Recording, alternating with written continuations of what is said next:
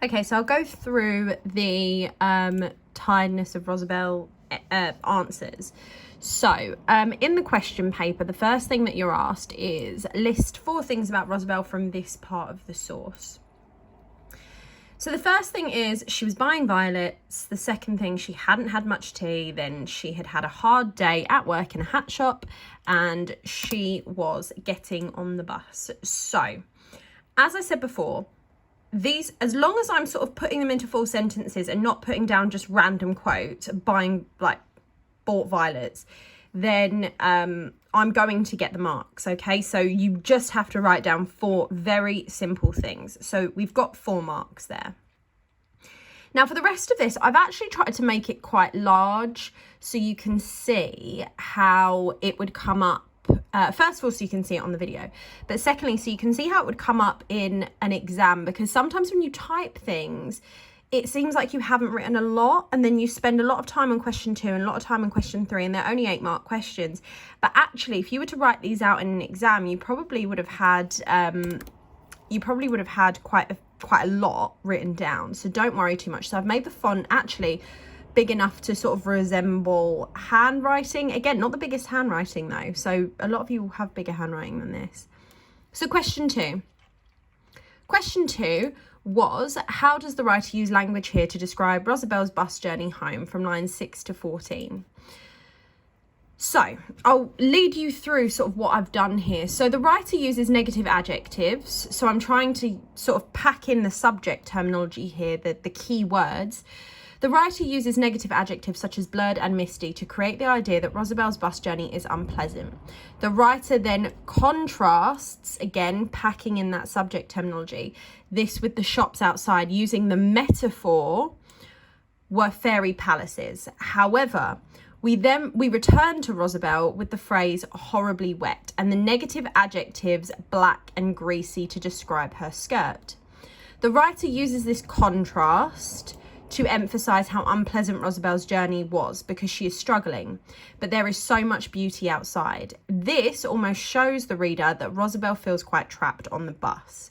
So you'll notice there that I've got tons of subject terminology and quite a few quotations. So again, pack in your quotations to that part, because that's incredibly important, to pack your quotations in. It's only an 8-mark question. They're looking for you to, and it's a very short, part of the extract to look at. So they're looking for you to pack in as much as you can when it comes to looking at what's happening and then explaining why it's happening. Okay, so there's no problem summarizing quite a lot of what happened in the text and then explaining the effect. So you might look at quite a few different bits of evidence before you explain the effect, and that's fine. It's a short 8-mark question.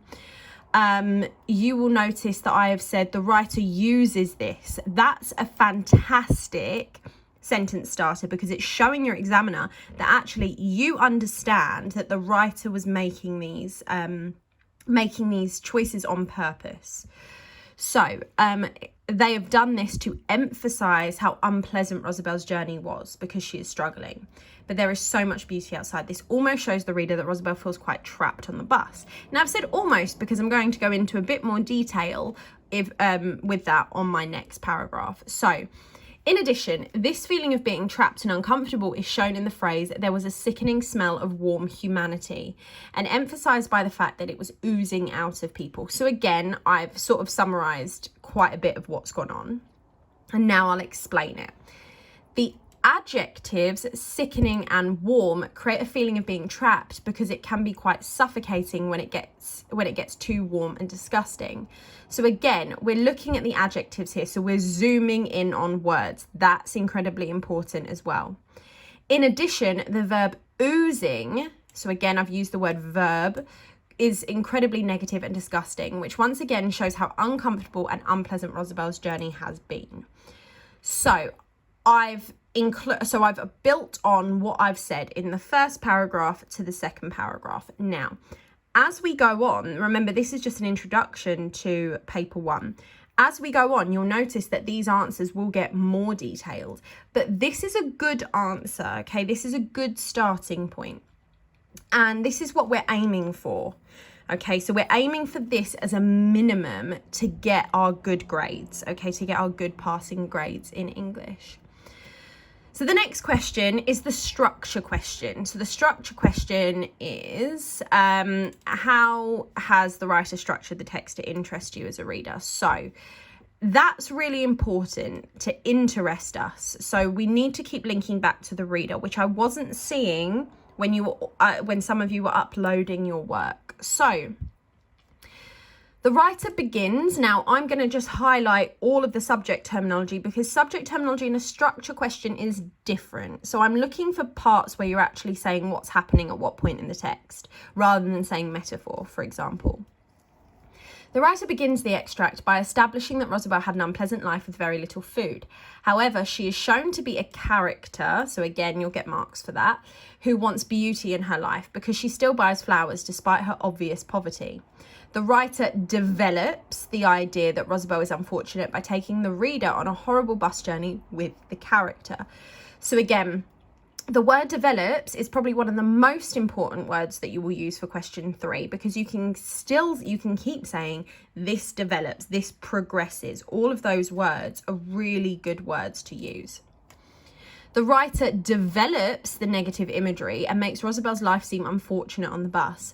Although we still get a sense that she appreciates the beauty because she looks out of the window at the light and the pretty colours of opal and silver she can see outside.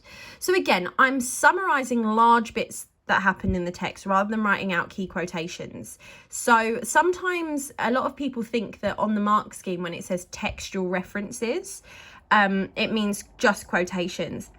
Actually, it doesn't. It means anything, you mentioning anything that's happened in the text.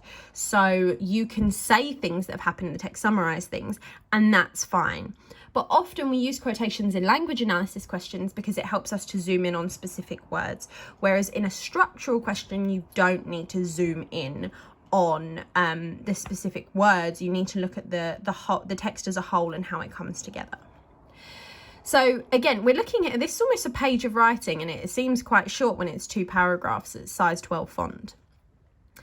But then I've obviously made the font bigger for this one. So later the writer develops the idea that Rosabelle is unfortunate through the encounter with the girl. So again, I've got that word develops.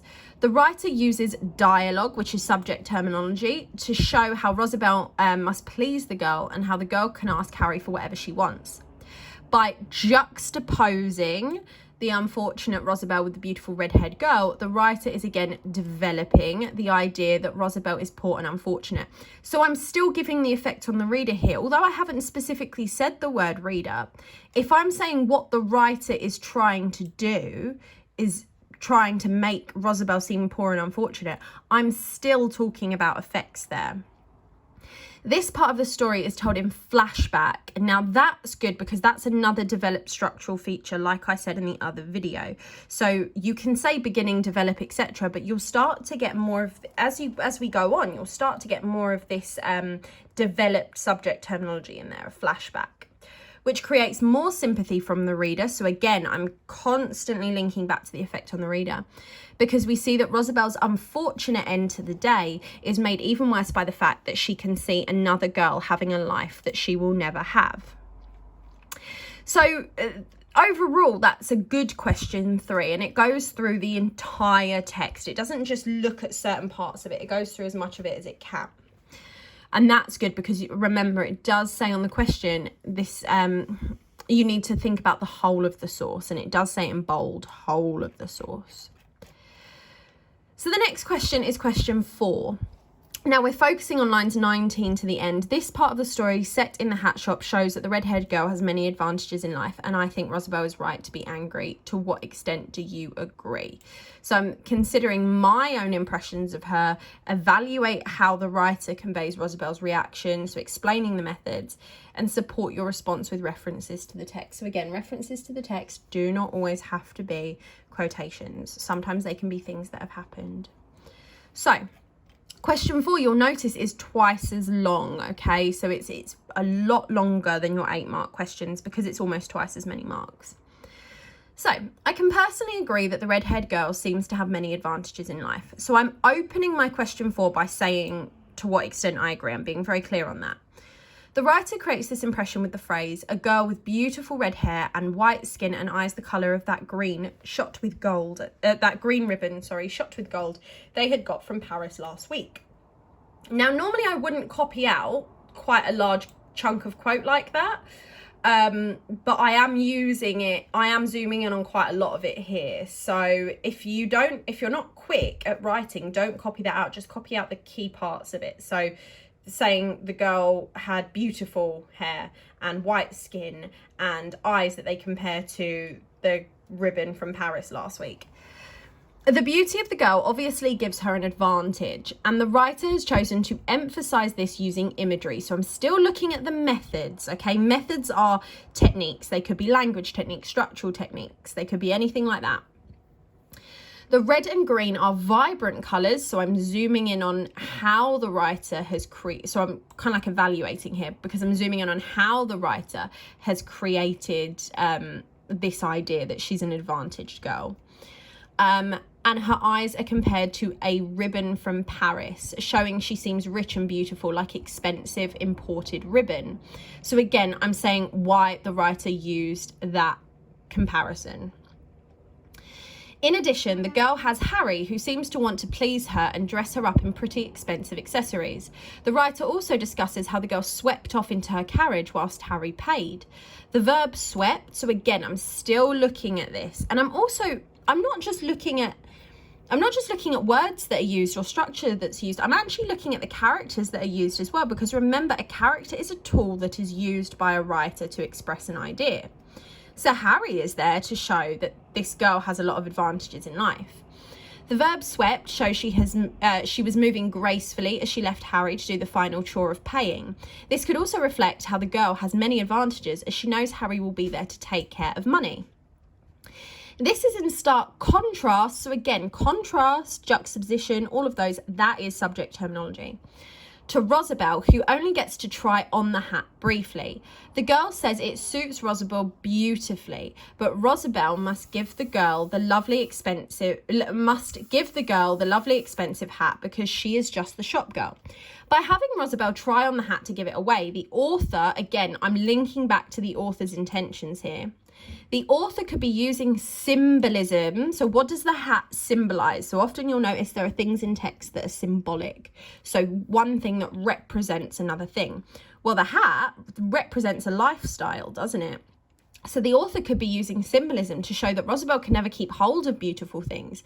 She must give them away and will never enjoy the lifestyle that others do. So I'm explaining why I think it's symbolism, which is important. Don't just say it's symbolism and then not explain it.